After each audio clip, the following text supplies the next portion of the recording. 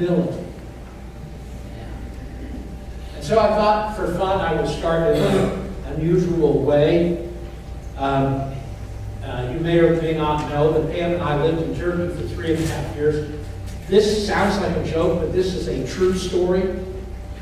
So we went to this little museum. I won't name the town, it's not important. We went to this little museum. Turkey, what used to be Asia Minor, and Asia Minor was where Paul planted a lot of churches, Ephesus and stuff. And so we went to visit this little museum in this little Turkish town, and they had a display, and on the display was a skull of St. Paul. They had St. Paul's skull in a little case. I was very impressed by that. And then 2 weeks later, we went in another little town in another part of Turkey. They had a museum, and they had a display, and guess what they had in their display? They had St. Paul's skull. And so I asked the young lady who was guiding us through the museum, I said, say, you know that Izmir has a skull of Paul in their museum? And she said, oh, that's when he was an old man. We have his young skull.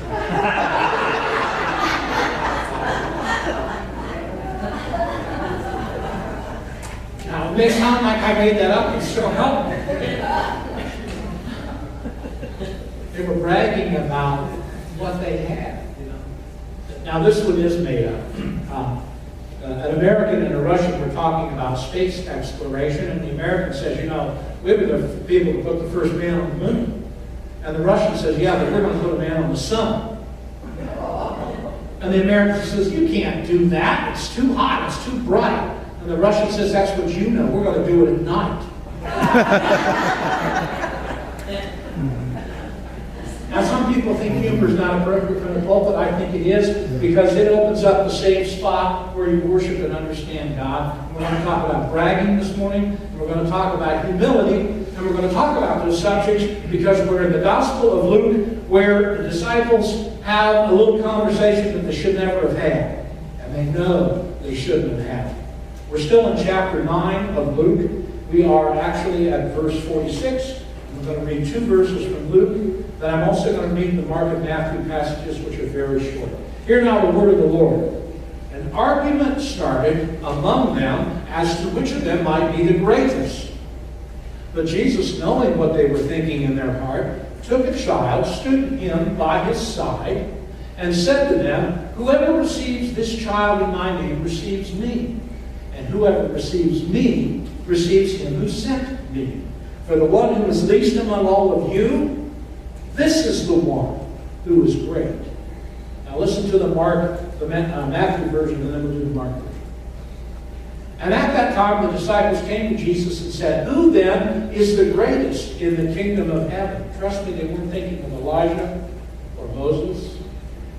And he called a child to himself, and he set him before them. And he said, truly I say unto you, unless you are converted and become like children, you will not enter the kingdom of heaven. And whosoever then humbles himself as this child, he is the greatest in the kingdom of heaven. Slightly different version. And whoever receives one such child in my name receives me. But whoever causes one of these little ones who believes in me to stumble, it would be better for him to have a heavy millstone hung around his neck and to be drowned into the depths of the sea. Parents and grandparents, do you understand the responsibility you have? And I say that not from my ivory tower of one who did it right. Let's read the Mark version real quick. They came to Capernaum, and when he was in the house, he began to question them, what were you discussing on the way? But they kept silent. For on the way, they had been discussing with one another which of them was the greatest. Sitting down, he called the 12 and said to them, if anyone wants to be first, he shall be last of all and a servant to all. Taking the child, he set him before them, and taking him in his arms, he said to them, whoever receives one child like this in my name receives me. And whoever receives me does not receive me, but him who sent me. I want to play a little game with you real quick. Who said the following? This was at a press conference in 1964. Who said the following? I knew I had him in the first round. Almighty God was with me. I want everyone to bear witness. I am the greatest. Who said that? At the time, that was Cassius Clay who said that. Who soon thereafter converted to Islam, and called himself Muhammad Ali. Whenever we hear the phrase, well, at least my generation, whenever we hear the phrase, I am the greatest, I always think of Muhammad Ali.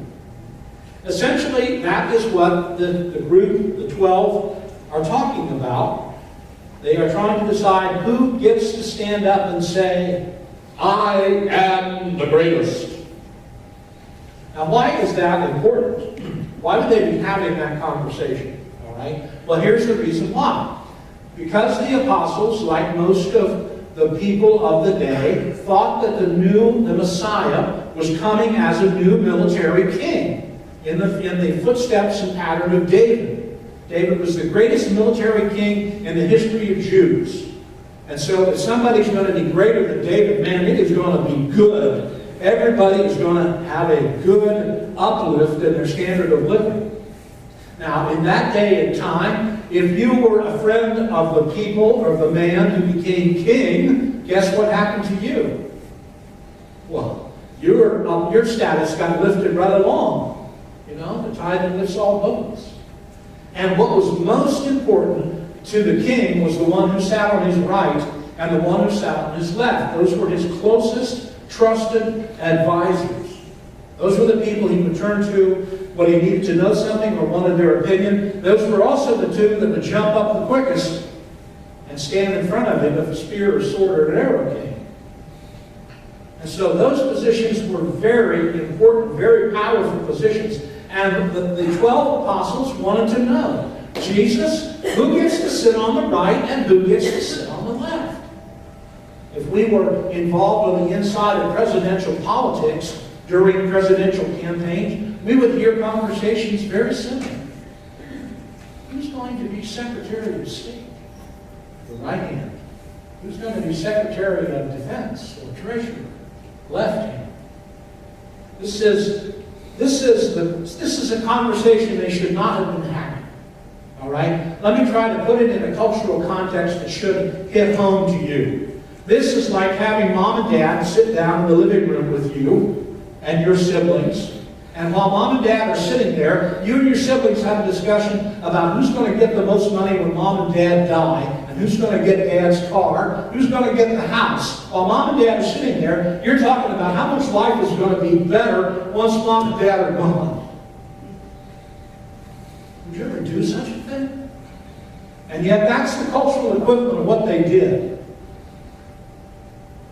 And they were embarrassed by it when Jesus called them on it. And sure enough, they wouldn't admit to him what they were doing, and he knew what they were doing. For these men to go from fishermen, which are held in very low regard, or flock keepers or tax collectors, to be members of the king's court, wow! That's like hitting a Powerball lottery of $500 million, you know? It just changed your life immensely. And they just wanted to talk about it so bad. Who will be the greatest? Now we need to talk about a cultural phenomenon in the first century, children. Okay? Now I want you to clearly understand, those of you watching on the internet, I want you to clearly understand, what I am about to say is not my opinion. I am not advocating this, nor do I believe this, but this is what was going on in the first century. Children were disposable as Kleenex. You understand? It was very important to have a son, and often sons died in battle or disease, so we have 2 or 3. Ideally, we have 3. We have 3 sons. It's nice to have 1 daughter, because she can take care of us and do the housework and stuff. After that, everybody's disposable. Literally. The 5th son, 6th son, the 2nd, the 3rd daughter, they were sold into slavery in a heartbeat. They were seen as consumers of goods and services, and they had no benefit. Children were lower than slaves. Slaves have value. Slaves can do anything. What do children do? They eat, and they whine, and they consume resources that are precious and desperate, and let's just get rid of it. We don't need it. Okay? That was the attitude. And the second thing is that no stranger, no person would ever come up to a kid on the street or allow a kid on the street to come up to them and have a conversation or sit down or spend time with them or eat with them. There was no way a stranger would ever want anything to do with some kid on the street. They were the lowest of the low. You hang out with the lowest of the low, what happens to your reputation? And when you hang out with the good people and the king, what happens? So nobody would hang around with a kid.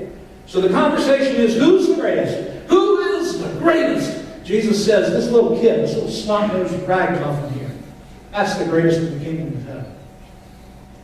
What? That makes no sense. And that's the word picture he uses. Drags this street kid who nobody would want anything to do with. Probably, my guess, probably one that got thrown out of a house, was living on the street, was as worthless and dirty and as anything.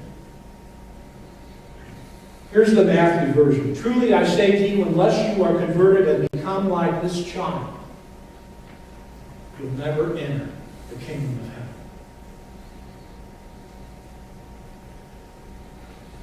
Unless you understand who I really am and why I really came and what the Messiah would really do, you are never going to enter the kingdom of heaven.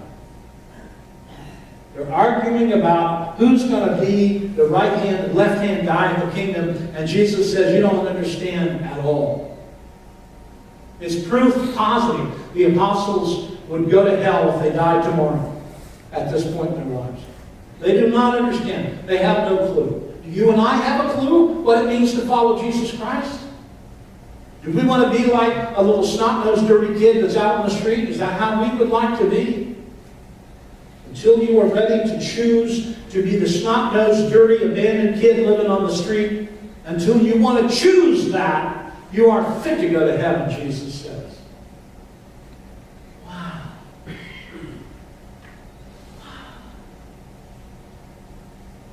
You know, we tend to choose our relationships. We tend to choose the people we hang with based on the benefit that they can provide to us. Come on, be honest. Come on.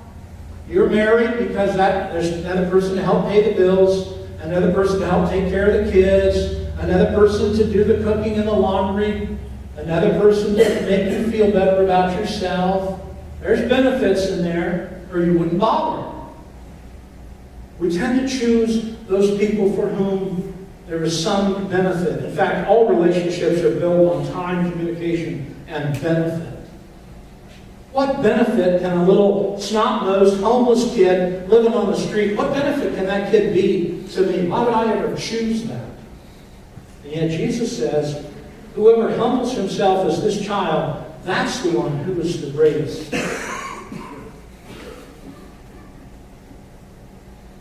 So here's what I want to say, trying to summarize what I've said so far. Until you take the time to have a relationship with people who cannot benefit you, you don't understand who Jesus Christ is. I'm going to repeat that because I want you to think about that.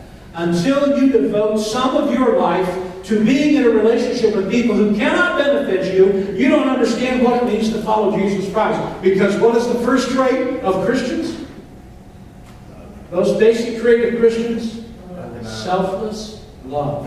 Which I translate as, I will do what is best for you, regardless of what it costs me. That's what it means to be in relationship with somebody that cannot benefit you. If not, a part of your life, a part of our lives are devoted to those people who cannot benefit us, we don't have an understanding of what it means to follow. Number two, what I'm trying to teach. Until you stop trying to be the greatest, you don't understand who Jesus is.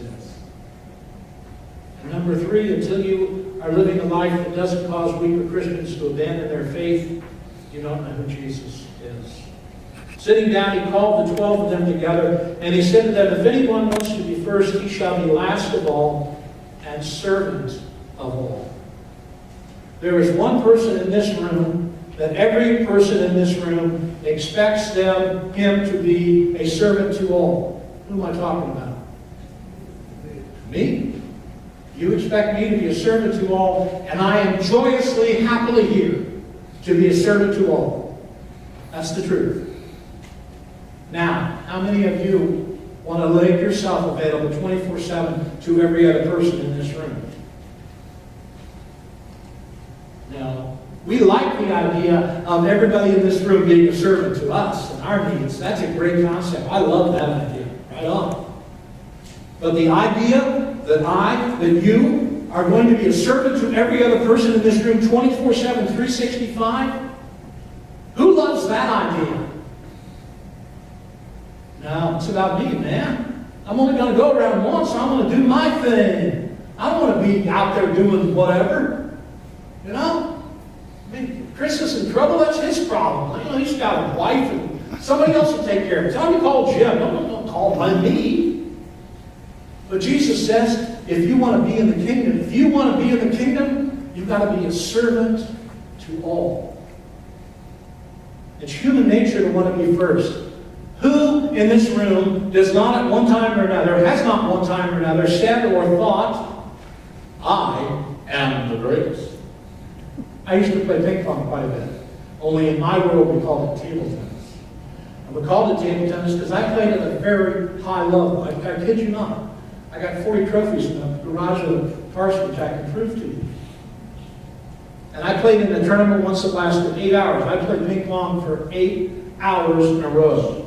And I won the big trophy that says I'm the best of everybody in the room. And I walked out of the room. I walked out of the door. So help me God, 1978. I walked out the door. I held that thing up in the middle of the parking lot. You know what I said? I am the bravest table tennis player in Parkersburg, West Virginia. Now, who hasn't said that at one time or another about something? That's human nature. You work hard at something, you want to be recognized, right? I want to be recognized. I want to be recognized as the greatest preacher that ever stood in the pulpit of First Baptist Church of Rushville, Indiana. Don't you? Every Sunday I want to be considered the greatest. Or I wouldn't be up there. But I also want to be what God wants me to be. I want to speak what He has told me to speak. I want to inspire you and stir you to go somewhere and be somewhere and to understand that to get all of your needs met, you need to be a servant to all.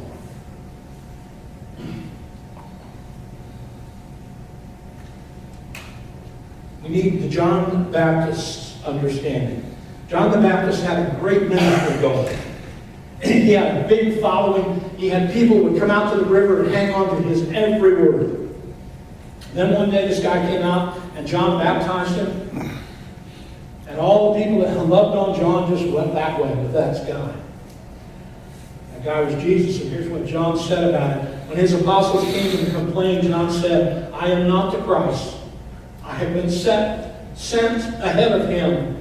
He who has the bride is the bridegroom. But the friend of the bridegroom who stands by and hears him rejoices greatly because of the bridegroom's voice. So this joy of mine has been made full. He must increase, but I must decrease.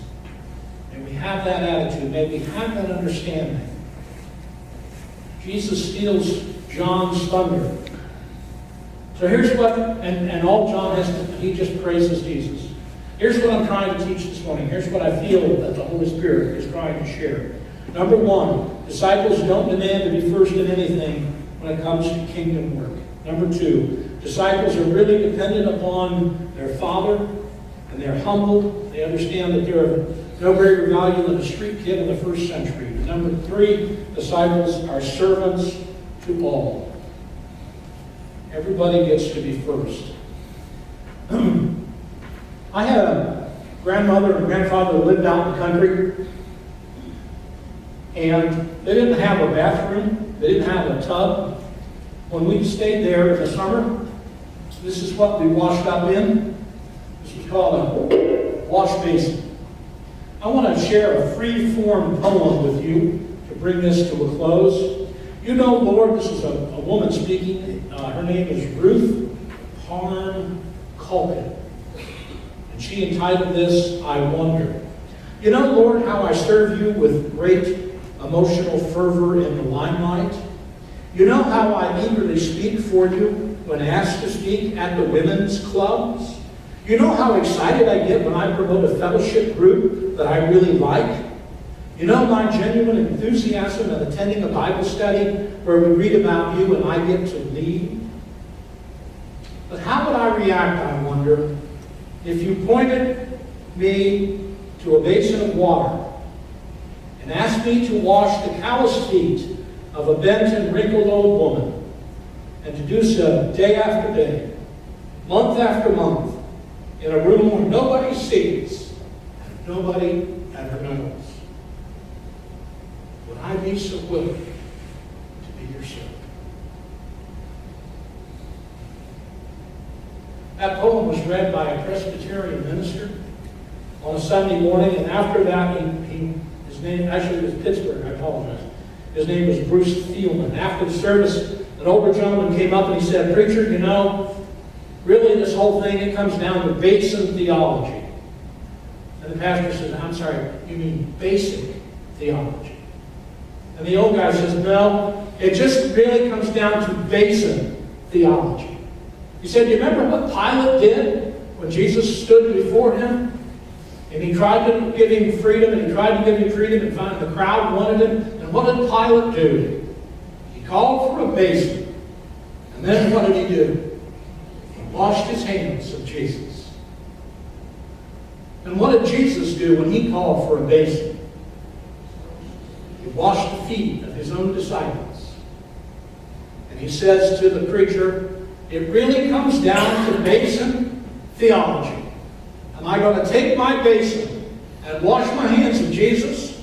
Or am I going to take my basin and wash the feet of those he sent me to serve? It really is that simple. The basin is your life, folks.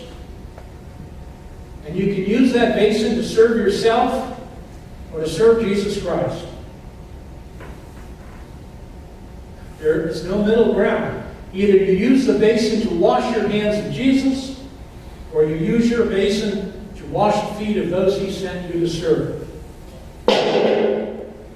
What are you going to do with your basin? Amen. Holy Father, may we understand at the deepest level what you have just shared with us, that the basin is our one trip around. And you gave it to us intentionally to serve others. And we are here to be a servant of all as your child. But we have mistakenly taken that basin and thought it was for our use. And we were to use it to do whatever we wanted to do. And by doing that, we wash our hands of being related to you, believing in you, have anything to do with you. Help everyone in this room to understand which side of the basin they're on. Are they a servant to all, or a servant to themselves? These things I ask in the name of Jesus Christ.